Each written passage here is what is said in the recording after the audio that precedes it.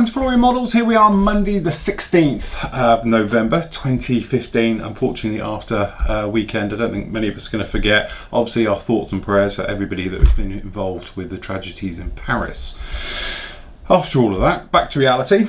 Right. Basically, been cracking on very much so with the actual helicopter itself. And one of the things I've explained in what's been doing the recording of this one is that I'm treating this like armour, which might sound a little bit odd, but I find helicopters, especially this type of helicopter, lend itself to the weathering techniques and obviously painting techniques that I tend to approach when I'm doing armour.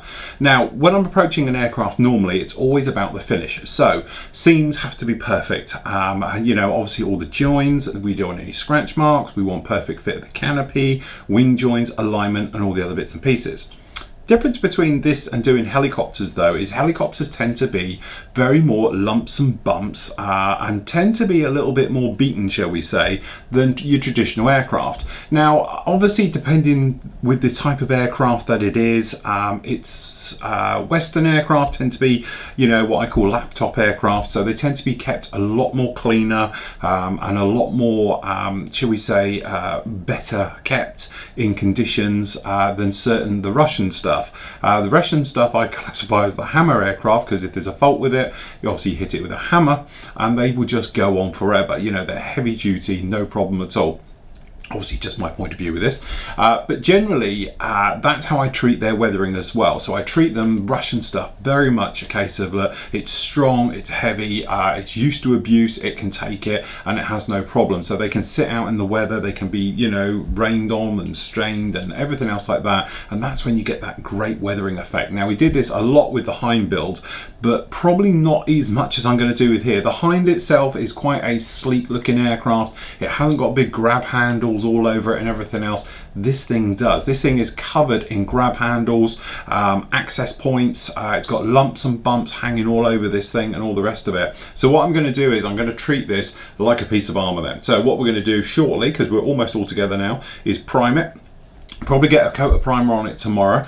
Go round and do some a little bit of rescribing, a little bit of re-riveting where we've lost a few details. Some of these centre seams pretty nasty on this one, so we had to go in there sort of warts and all just to get them sorted out.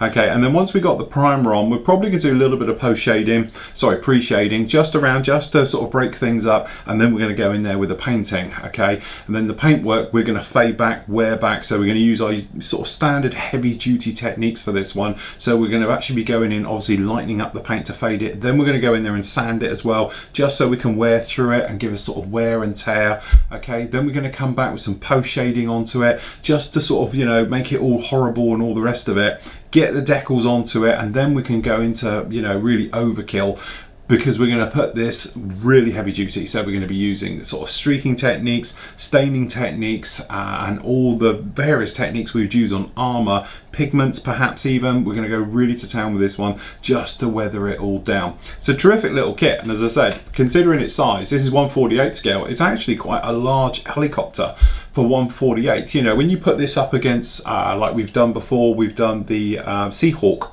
which I suppose will be its counterpart. The Seahawk is a lot smaller, it's a thinner, sleeker looking aircraft. This is quite a big chunky helicopter, but when you think about it, because of the coaxial rotor system on it and things like that, it's not very big, but actually it's one of those things, you get up to it, it's quite a large beast. But generally itself, we've had some fit issues, we've had some problems with alignments, we've had some various problems, but the major one I have with helicopters is this front canopy, all that glass work.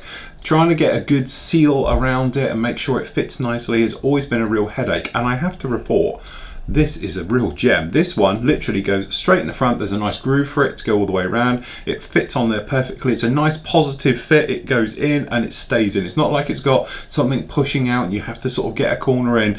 This is where this kit comes into its own, because for once the glazing work isn't a problem. We've got nice big doors on the side, so that's nice and easy. So we've got access to get in there to get rid of any dust and nasties that we might get in there, so we have no problem with it at all. We cover on this one as well about actually masking up.